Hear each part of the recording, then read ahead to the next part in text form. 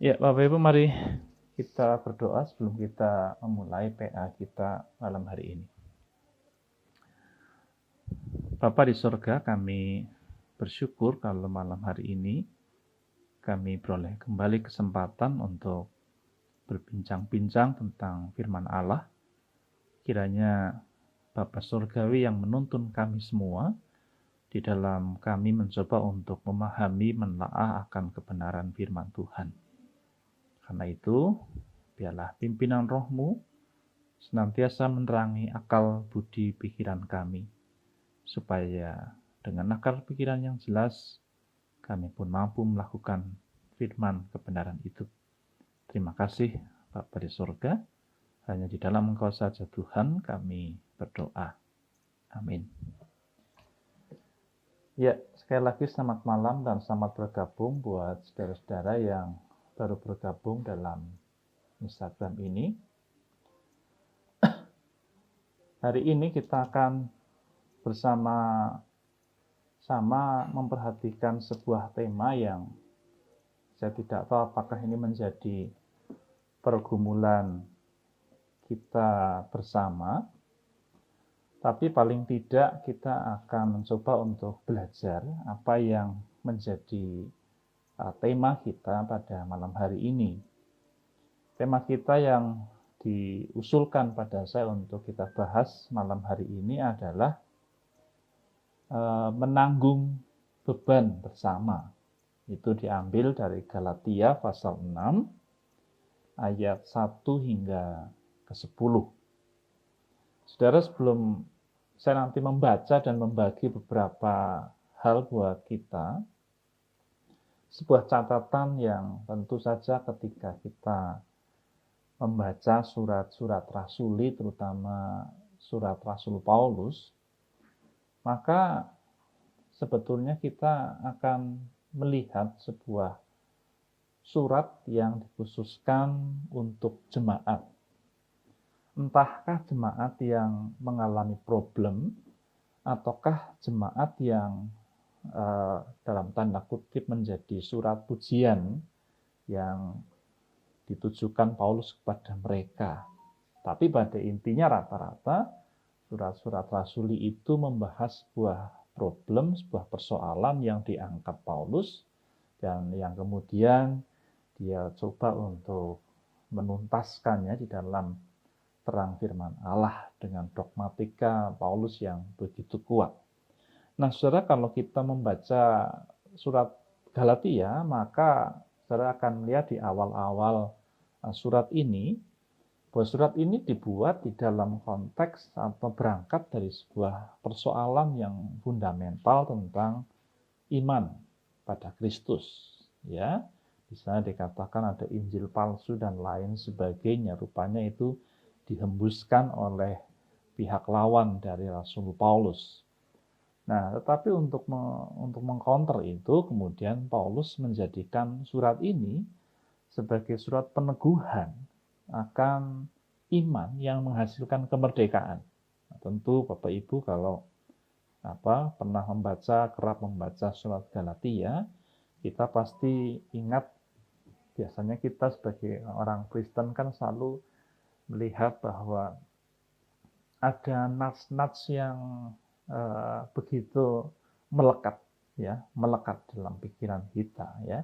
Kalau Galatia itu berkaitan dengan kemerdekaan Kristen yang kemudian kita tahu di sana ada buah-buah roh, ya, ada buah-buah kedagingan dan buah roh.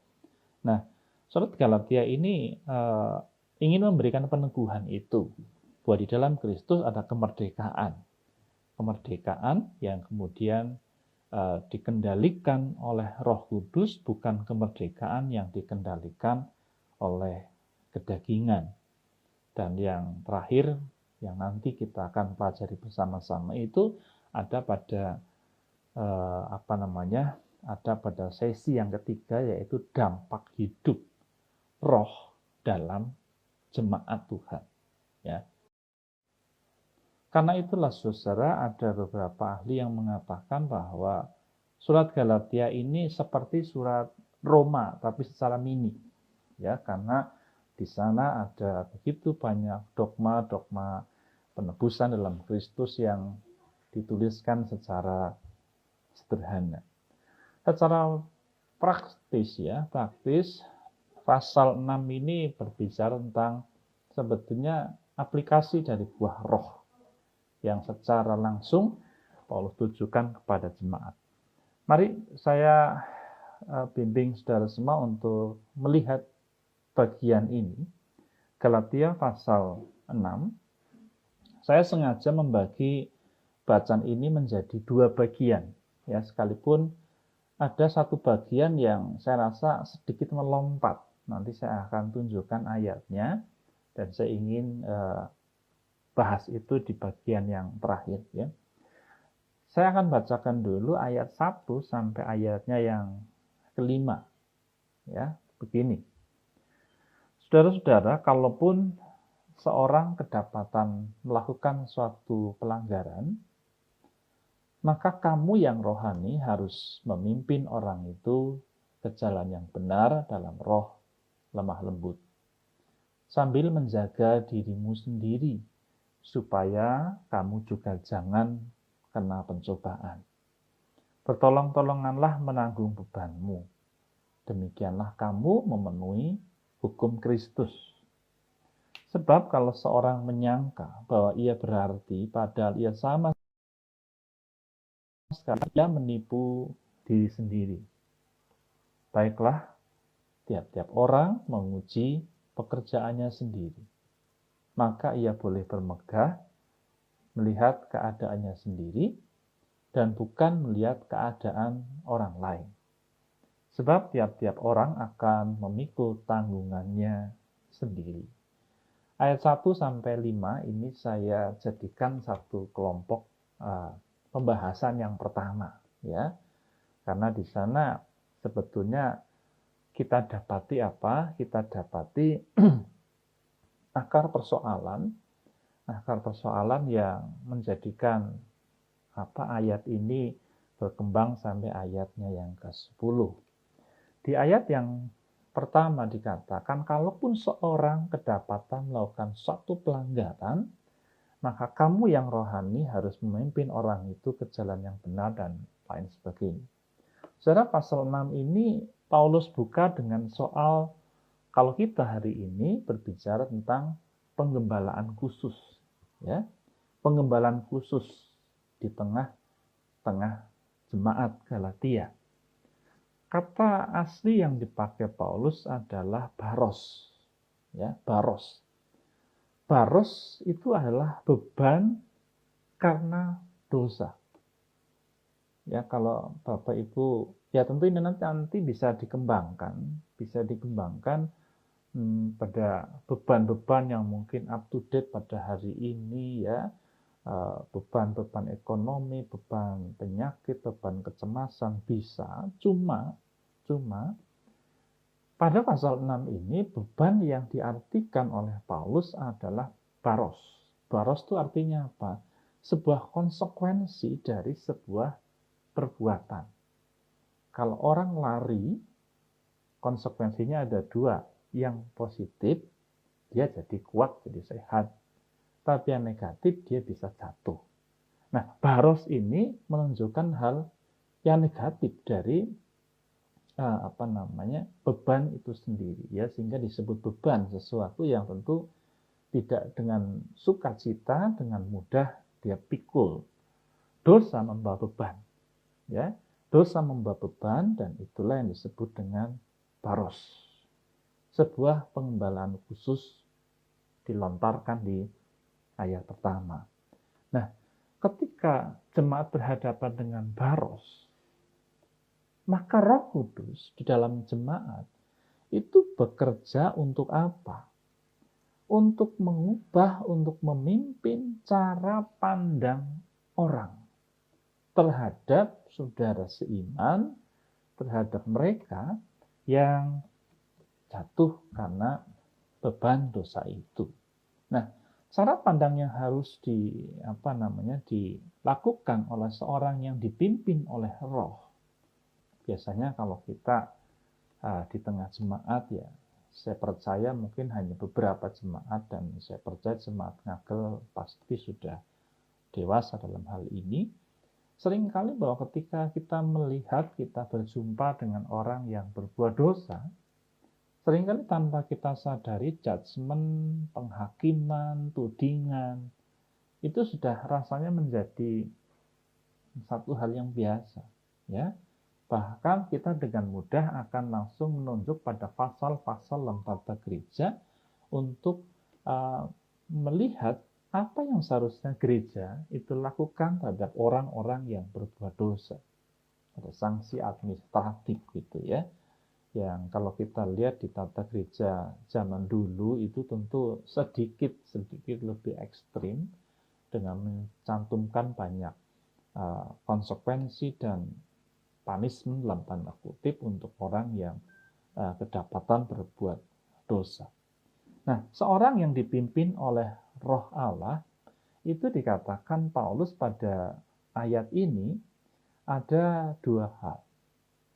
Dia akan menjadi orang yang memimpin. Ya. Artinya memimpin di sini tentu adalah menolong, memulihkan seseorang dalam roh lemah lembut dikatakan. Maka kamu yang rohani, kalimat ini tentu tidak akan mengatakan bahwa yang lain tidak rohani, tidak. Tetapi bahwa ketika kita melihat sesama kita, saudara seiman kita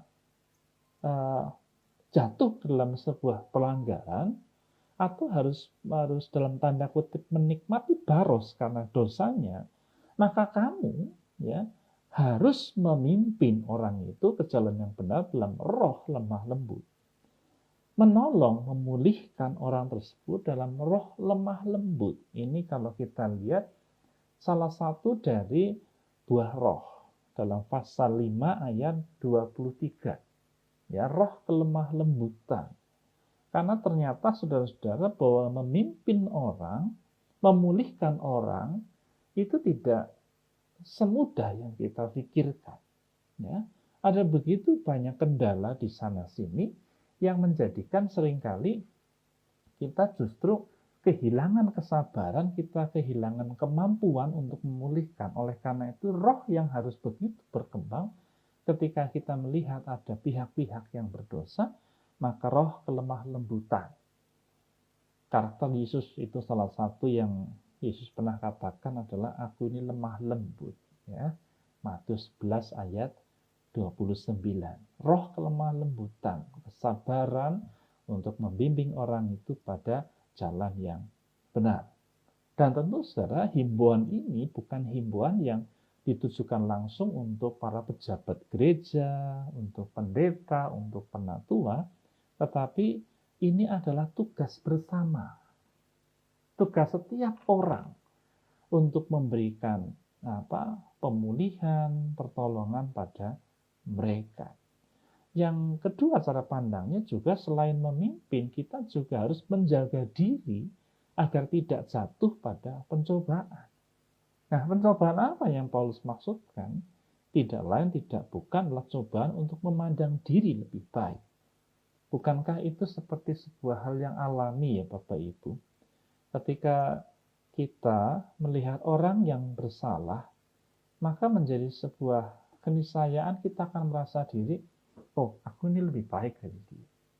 Ya, ini menjadi satu hal yang rasanya harus segera dihapuskan dalam pikiran kita, karena itulah cara iblis menjebak kita ketika kita melihat orang berdosa. Kita masih ingat bagaimana seorang wanita yang diseret menuju Yesus, orang langsung bisa begitu banyak memberikan judgment buat dia, dan kemudian Tuhan cuma mengatakan siapa yang tidak berdosa silahkan kau lempar dia dengan batu lebih dulu. Di sini ada cobaan yang harus diingatkan. Cobaan ketika engkau melihat orang yang berdosa adalah memandang diriku lebih dari dia. Nah, ayat 1 itu disambung dengan statement yang tentu kita sering kali dengar. Bertolong-tolonganlah menanggung bebanmu, demikianlah kamu memenuhi hukum Kristus. Bertolong-tolonganlah. menanggung bebanmu. Ini sebuah kalimat penegasan bahwa ketika engkau melihat orang lain berbeban, maka sebetulnya kita ini seperti orang yang tengah berkaca, ya, orang yang tengah bercermin, ya, karena pada dasarnya setiap orang itu memiliki barosnya masing-masing. Karena Roma pasal 3 ayat 10 mengatakan tidak ada satupun orang yang benar di hadapan Allah. Setiap orang menanggung barosnya sendiri, bebannya sendiri, maka itu bertolong-tolonganlah. Saya menolong saudara, saudara menolong saya. Nah, saling menanggung beban itu hendak menjelaskan jati diri kita sekaligus keberdosaan kita. Jadi ketika kita melihat ada orang yang terbeban karena dosa, sebetulnya saat itu juga kita langsung mengevaluasi diri, kita langsung mengkoreksi diri sebagai orang yang juga sama-sama berdosa dan berpotensi untuk jatuh dalam dosa. Nah, ini bertolong-tolongan satu hal yang wajib, ya. Karena apa? Yang pertama tentu karena Kristus pun menanggung dosa manusia. Dia yang tidak berdosa dibuatnya berdosa karena manusia. Apalagi kita yang berdosa, maka kita wajib saling, ya, bertolong-tolongan menanggung beban-beban kita. Dan dilanjutkan dengan statement, demikianlah kamu memenuhi hukum Kristus. Hukum Kristus yang mana? Mungkin kita dengan cepat akan mengatakan atau berpandangan hukum kasih. Oke, itu bisa dikembangkan sampai sana. Tapi dalam konteks kita, sebetulnya bukan secara langsung mengatakan hukum kasih, tetapi hukum Kristus. Hukum apa itu? Yang pertama, Yesus tidak pernah memandang diri itu lebih berarti dari yang lain. Ya, ayat 3 itu mengatakan seperti itu, bukan? Ya. Sebab kalau seorang menyangka bahwa ia berarti, padahal sama sekali tidak berarti, ia menipu dirinya sendiri. Ya. Hukum Kristus adalah, mari jangan menipu diri bahwa aku ini lebih dari yang lain. Aku lebih baik. Itu ketika orang berani ngomong begitu, maka dia sedang menipu dirinya sendiri. Ya. Menipu dirinya sendiri. Maka itu, mari kita jangan memandang lebih dari yang lain, sehebat apapun prestasi rohani kita dalam gereja. Tidak ada satupun orang yang lebih dari yang lain. Ya. Kalau kita lihat di Filipi 2 ayat 5, Paulus mengatakan, hendaklah kamu dalam hidupmu bersama menaruh pikiran dan perasaan yang juga terdapat dalam Kristus Yesus.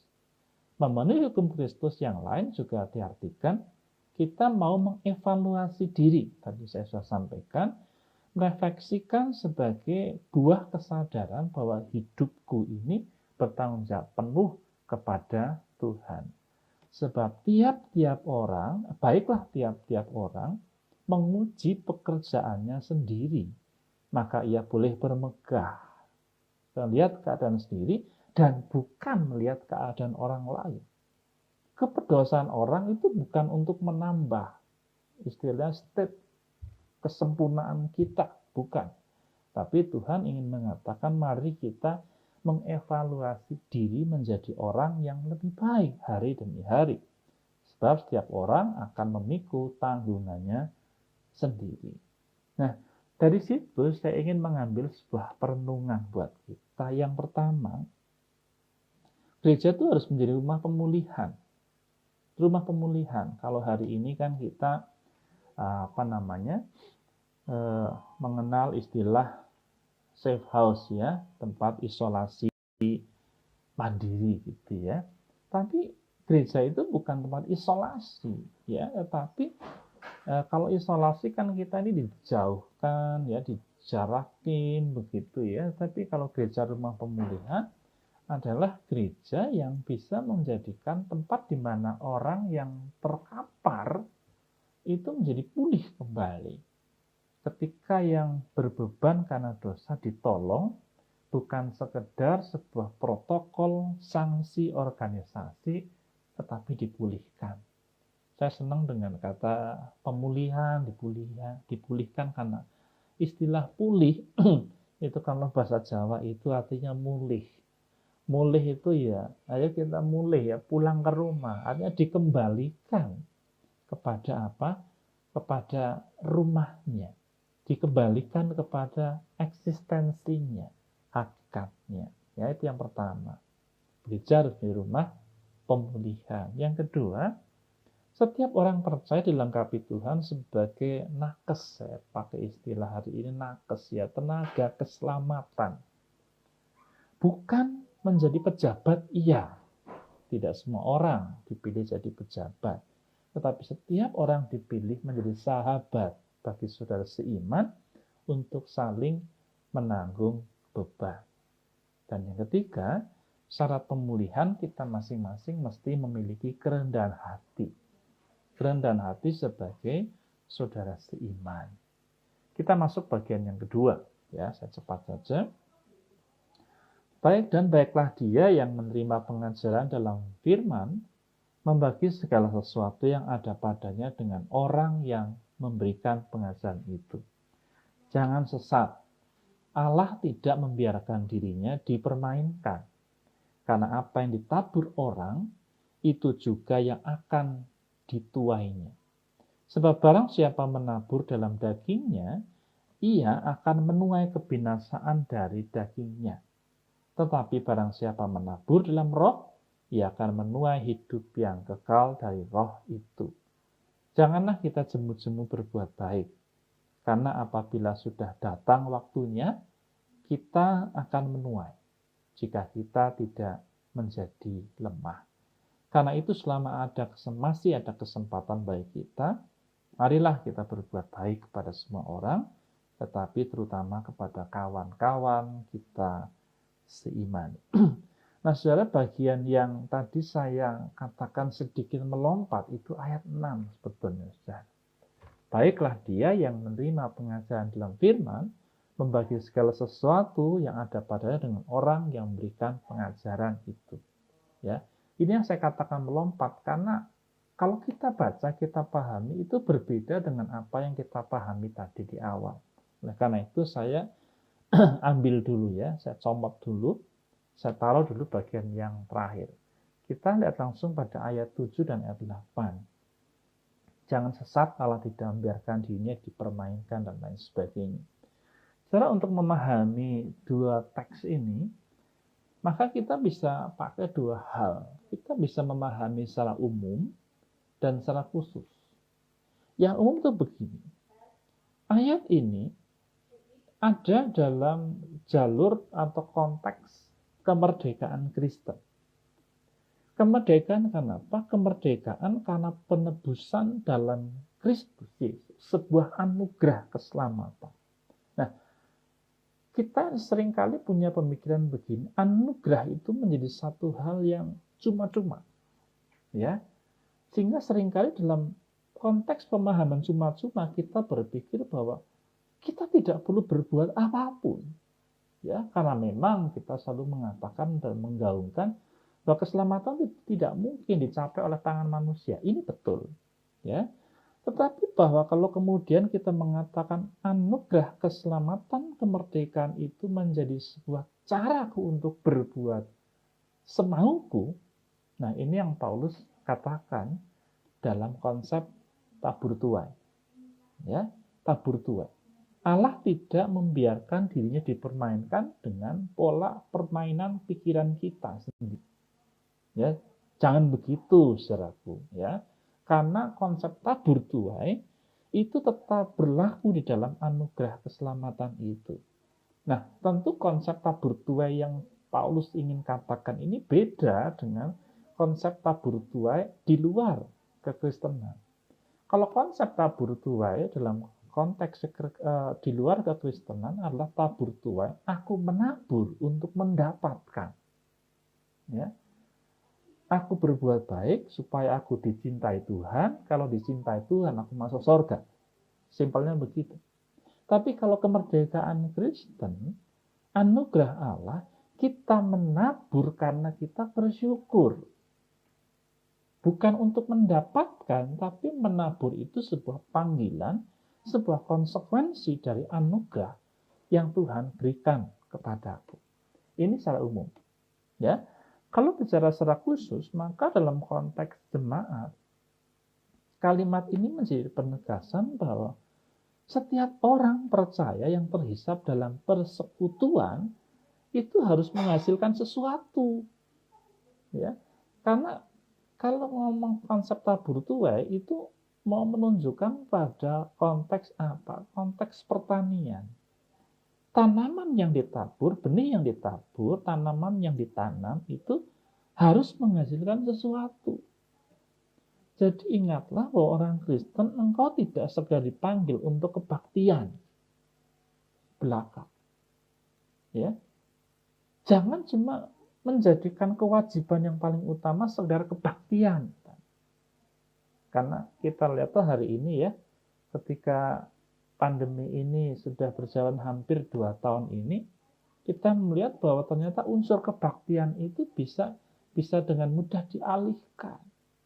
Ya, bisa dialihkan. Saya tidak tahu berapa persen dari jemaat kita yang hari ini dengan tekun, dengan setia mengikuti ibadah online gitu ya. Tetapi kalaupun itu di-delete, gitu ya, dihapus dari kehidupan kita sebagai orang percaya, panggilanmu tetap. Panggilanmu adalah untuk menjadi berkat bagi setiap orang. Jadi tidak cukup menjadi orang Kristen yang habis hari ini baptis, kemudian rajin ke gereja, sudah merasa sudah cukup, itu saya rasa perlu dikoreksi. Karena panggilan hidup orang percaya adalah kita harus berkarya di dalam Tuhan. Nah, ayat selanjutnya, ini menarik, ini pun jadi kalimat yang seringkali kita kenal ya. Janganlah kita jemu-jemu berbuat baik. Ini menarik, seorang penafsir mengatakan begini, untuk mengerjakan karya-karya roh, sebetulnya kita tidak perlu berpikir muluk-muluk. Kalau mengikuti 1 Korintus 13 ayat 1-3 kan kita tentu masih ingat ya tentang rumusan kasih ya. Kalaupun aku bisa membakar diriku, aku bisa membagi-bagikan ya. Mungkin orang berpikir bahwa hidup secara rohani adalah hidup yang wow, besar gitu ya. Dimana kita menjadi orang yang bisa melakukan banyak perkara-perkara yang di luar kecakapan kita. Tetapi Paulus itu mencoba menyederhanakan, dan memang sebetulnya kitab-kitab Rasul Paulus itu adalah kitab yang sederhana ketika ada pada aplikasinya. Teorinya mungkin rumit dan sulit karena penuh dengan bahasa filsafat, tetapi praktisnya itu sederhana. Berbuat baik. Ya. Sesuai dengan kadar kemampuanmu. Karena setiap orang itu pasti punya kemampuan untuk berbuat baik. Ya. Dan berbuat baik itu dikatakan jangan jemu-jemu. Ya. Karena sekalipun sudah alami, kadangkala manusia itu punya batas ya. Batas kesadaran untuk bisa berbuat baik. Ya, karena kita tahu bahwa perbuatan baik tidak selalu diterima oleh banyak orang. Karena itu Paulus mengatakan jangan jemu. Ya. Jangan jemu artinya apa? Jangan putus asa. Tidak selalu perbuatan baik kita diterima. Ya, tidak selalu. Karena benih itu kadangkala jatuh di tanah yang baik, jatuh di tanah yang berbatu, jatuh di tanah yang berduri, itu bisa terjadi. Tapi itu bukan urusanmu. Urusanmu adalah tetaplah berbuat baik, jangan jemu-jemu. Nah, dalam rumusan ini yang menarik apa? Paulus itu memberikan kepada kita sebuah deadline, saudara. Ya, deadline-nya adalah waktu Tuhan.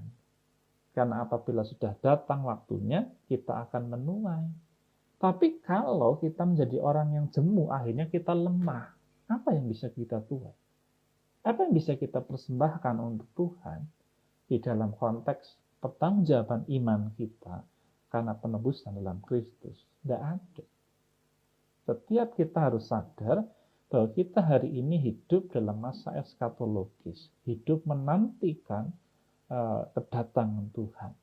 maka itu mari kita menuai. Sulit? Ya sulit. Karena itu di sini katakan berbuat baiklah kepada semua orang, tetapi terutama kepada kawan-kawan kita seiman. Ini maksudnya bukan prioritas, ya. Tetapi artinya apa? Mari biarlah gereja itu menjadi sekolah penabur. Penabur kebaikan. Kalau kita bisa menabur bersama-sama dengan saudara kita seiman, kita pun akan dimampukan untuk menabur kepada orang-orang di luar iman kita. Mungkin ada orang mengatakan, lebih mudah menabur pada orang-orang yang tidak seiman kok. Daripada orang-orang seiman di gereja itu kan rumitnya banget toh. Menabur kebaikan, menabur banyak hal pada teman-teman kita seiman itu bukan perkara yang mudah loh Pak. Betul. Karena itu, engkau harus bisa menaklukkan yang sulit ini. Ya, kalau engkau bisa menaklukkan yang sulit ini, apalagi di luar, engkau pasti lebih bisa. Ya. Nah, dari situ saya punya 3 perenungan tentu saja. Yang pertama, hukum tabur tuai berlaku sebagai tanggung jawab iman. Ya. Namun tadi saya sudah katakan beda dengan konsep tabur tuai dunia. Ya. Kita menabur, kita menuai karena rasa syukur atas kemerdekaan yang Yesus sudah anugerahkan. Yang kedua, menghasilkan buah roh. Itu harus dimulai dari mengerjakan segala hal yang baik, apapun yang baik, dan menjadi prioritas dalam roh itu.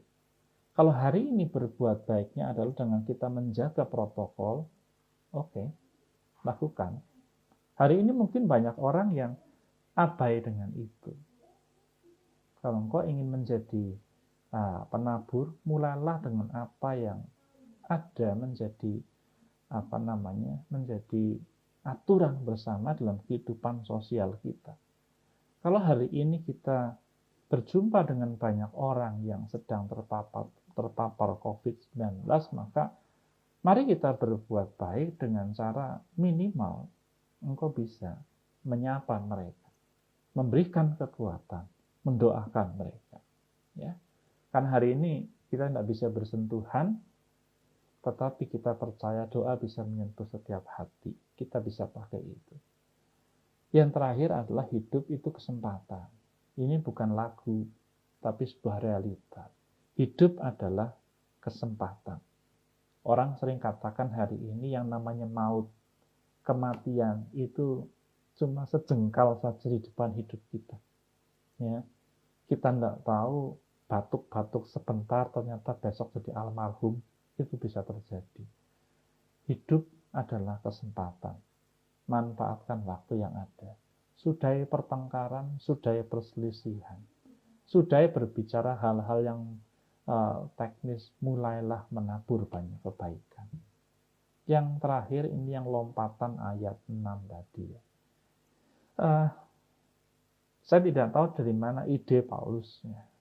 Tapi rupa-rupanya ini ada semacam counter untuk konteks masalah surat Galatia tentang pengajar itu.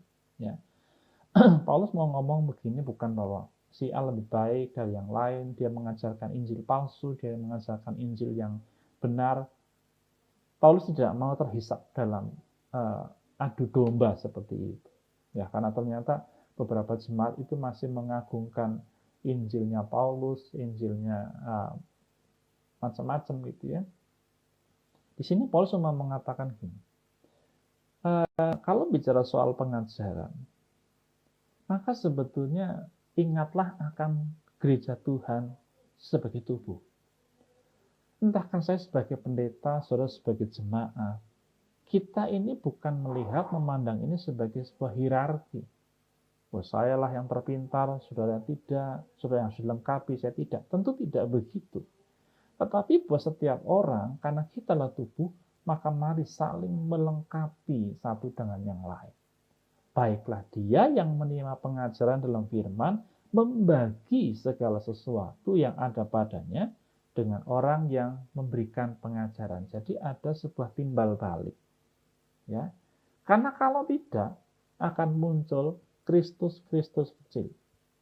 Ini yang harus diwaspadai. Karena seringkali gereja, ini mungkin teknis banget ya, cuma bisa jadi hal yang kurang pas untuk pemahaman iman. Ya. Seringkali kalau ngomong ini GKI, yang dikenal adalah siapa? Pendetanya. Oh, gereja ini pendetanya itu.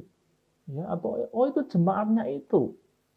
Wah, ada jemaatnya Pak Immanuel, ada jemaatnya Pak WP. Saudara, kita ini lagi berjuang melayani Kristus. Gereja kita ini bukan gereja perorangan. Sekalipun ada juga gereja perorangan, gereja itu pada hakikatnya adalah milik Kristus. Kita ini tubuh dan Yesus adalah kepala. Kita harus mengarah pada yang satu itu. Bukan mengarah kepada person yang kecil-kecil yang memang secara mata dia mengajar firman Allah. Tetapi tujuannya supaya kita melihat pada yang satu, yaitu kepada Tuhan, Sang Guru sejati. Tugas kita, ayo saling melengkapi. Karena setiap guru pun punya barosnya. Setiap guru punya bebannya. Maka mari kita menanggung bersama-sama setiap beban dalam kehidupan kita. Sampai di situ, saudara-saudara, sedikit hal yang saya sampaikan. Kita masih punya waktu, kalau jam saya ini ada kurang lebih 18 menit. Mari silahkan, mungkin ada Bapak Ibu yang ingin berbagi atau ingin menyampaikan sesuatu. Silahkan.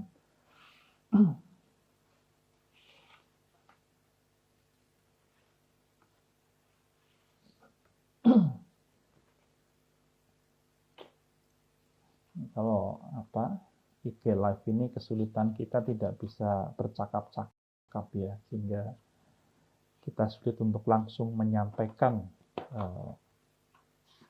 apa yang ada dalam pikiran kita.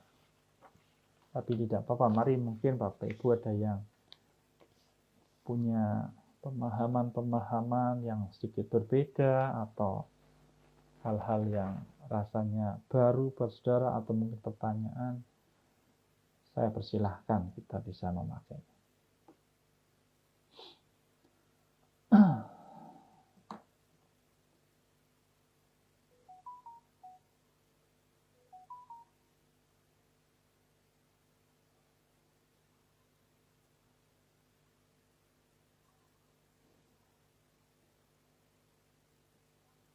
Apakah Bapak Ibu?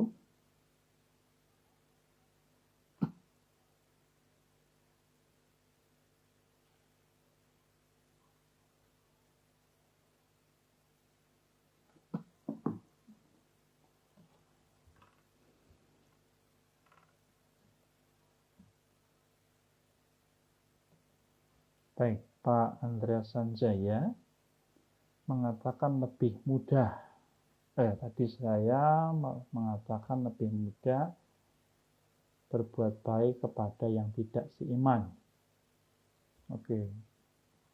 Kenapa? Apa alasannya? Baik. Saudara, mari kita bayangkan sebuah hidup berkeluarga. Keluarga itu terikat secara emosi, kita terikat secara darah dan lain sebagainya.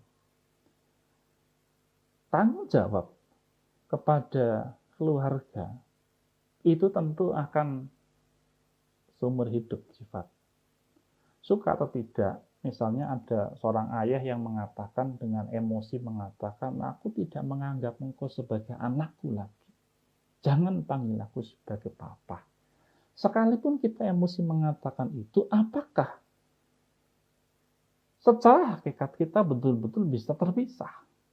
Mungkin bisa, tapi di hadapan Tuhan tidak. Kita tetap punya keterikatan yang tidak akan pernah terputuskan itu. Maka itu kita perlu berjuang ketika kita berbuat baik dalam tanda kutip kepada mereka yang menjadi bagian dalam hidup kita lebih.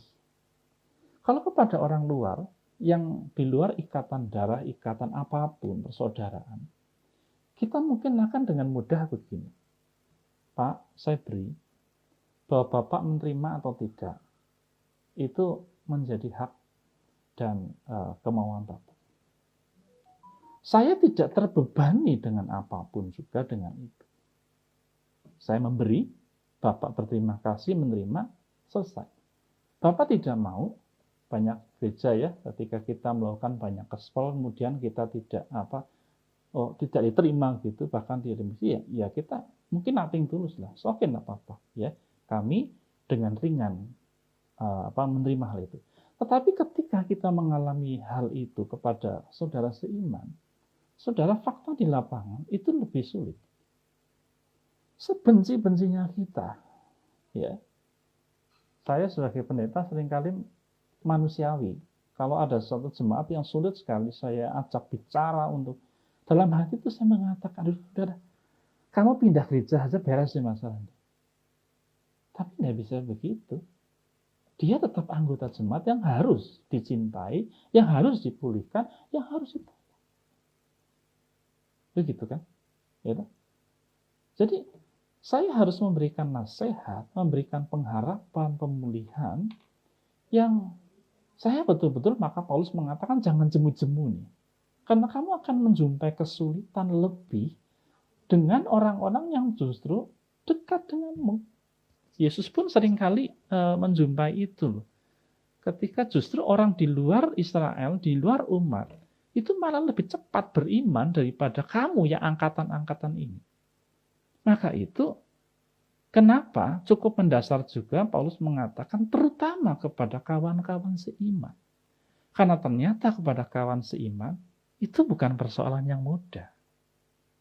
Jadi memang betul kalau ada orang mengatakan ya sebelum keluar aku mau berbuat baik dulu, aku mau belajar dulu kepada jemaat, kepada orang-orang sendiri. Itu memang benar, ya. Karena apa? Gereja adalah sekolah. Sekolah di mana di situ ada banyak kesulitan dan kendala. Ketika kita bisa menyelesaikan itu, maka kita pun bisa menyelesaikan, diharapkan bisa menyelesaikan apa yang di luar sana. Kita mungkin bisa,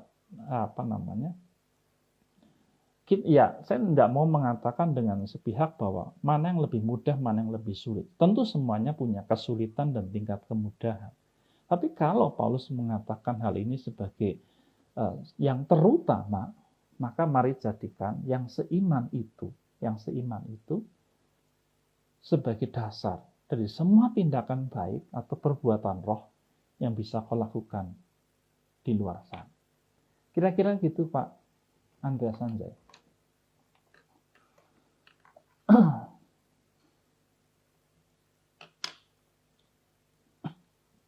Adakah yang lain? Jika saudara punya pandangan, pendapat berbeda, tentu dipersilahkan.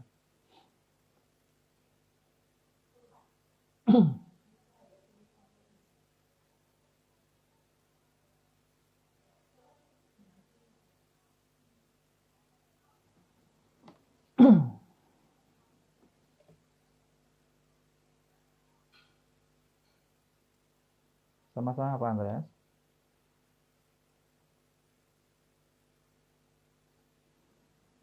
Mari, adakah yang lain? Kita masih punya waktu 10 menit dari jatah Instagram kita. Jadi kalau mau dikembangkan lagi ya Bapak Ibu, kalau tidak salah ingat saya mendapatkan mendapatkan arahan ini bahwa di tengah-tengah hidup kita yang hari ini penuh dengan beban, ya. Pemerintah punya beban, tetangga kita punya beban, tenaga kesehatan punya beban. Tentu ini juga bisa dikembangkan ke situ. Kan hari ini memang tugas kita adalah kita saling menanggung beban kita. Ya. Mungkin kita mengatakan bahwa saya sudah protokol kesehatan ketat. Orang yang sakit terpapar itu kan ya salah dewi gitu. Tidak mau begini, tidak mau begitu. Tentu saat ini kita tidak selayaknya berbicara soal si A atau si B. Ya, itu salah dia itu. Tentu tidak. Ya. Ya, kita lagi rame ya lagi rame ada satu postingan bahwa teman kita yang dulu seiman pindah, kemudian hari ini menghina banyak kekristenan yang ternyata tidak percaya COVID, hari ini terpapar COVID gitu ya. Kemudian kita dalam tanda kutip bertepuk tangan untuk semua itu. Nah, tentu saudara, kekristenan ditantang. Bagaimana tetap memberikan kasih? Bagaimana tetap menanggung beban orang itu di pundak kita? Bukan menyoraki atau bersyukur, syukurlah dari dulu itu menghina kekristenan terus ya, sekarang syukurin tuh Tuhan kasih azab wajah. Tentu saja itu harus dihapus ya. Tugas kita adalah beban ditanggung sesama kita, ditanggung saudara kita. Sekarang ayo kita saling bertolong-tolongan menanggung beban. Itu kalau diperpanjang dengan masalah konteks hari ini. Ya. Ada pertanyaan lain?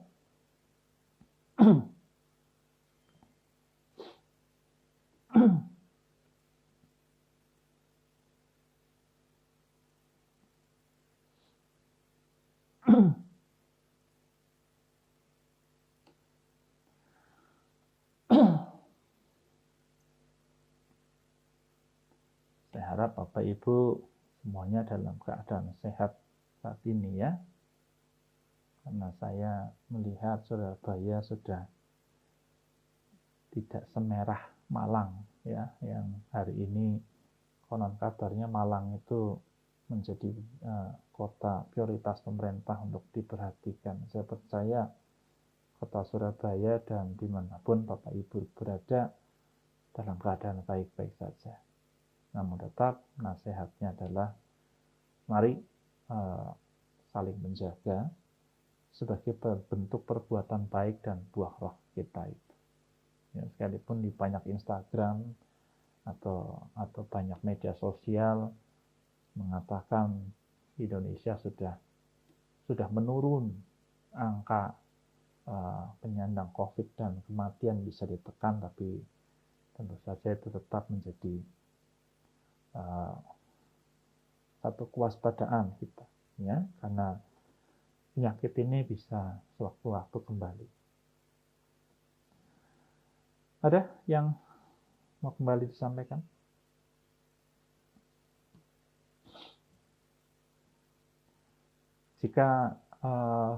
Jika berkenan nanti materi yang saya sudah buat bisa nanti saya serahkan ke majelis GKI Ngagel untuk dibagikan kepada Bapak Ibu semuanya. Baik, kalau tidak ada hal-hal yang mau Bapak Ibu pertanyakan, sekali lagi terima kasih buat keikutsertaan Bapak Ibu di di live Instagram ini. Mari kita berdoa. Kita akan mengakhiri pemahaman Alkitab pada malam hari ini. Kita akan berdoa. Tentu silakan Bapak Ibu bisa berdoa untuk setiap pergumulan Bapak Ibu masing-masing, gereja kita, dan saya akan pandu Bapak Ibu untuk masuk pada syafaat. Mari Bapak Ibu kita berdoa. Bapak di sorga, ada banyak hal yang kami dapatkan sekalipun tidak sempurna. Tapi kami yakin serta percaya bahwa Tuhan sendiri yang berkenan untuk menyempurnakan semua hal yang kami sudah dapatkan. Biarlah sebagai saudara seiman, teman seperjuangan dalam Kristus, kami benar-benar mampu untuk menjadikan hidup kami berarti buat Tuhan, juga buat sesama kami, terutama saudara seiman. Biarlah hidup kami berpadanan dengan apa yang Tuhan mau. Di tengah-tengah kehidupan yang penuh dengan beban, biarlah kami saling menopang, saling menanggung. Sebagai wujud kemanusiaan kami dan keanak Tuhanan kami dalam hidup ini. Biarlah roh Tuhan memampukan kami di tengah-tengah pandemi yang hari ini sedang begitu menguat. Biarlah kasih Allah pun menguap dalam diri kami. Tuhan, berkati setiap orang yang hari ini tengah terpapar, orang yang sedang menderita, orang yang sedang butuh sapaan-Mu, butuh penghiburan, butuh kekuatan. Siapapun mereka, kami bawa mereka dalam nama Tuhan, dan biarlah Roh Allah terus memimpin, terus menyertai mereka dalam setiap lelah dan juga kejenuhan mereka. Kami yakin Tuhan akan menolong.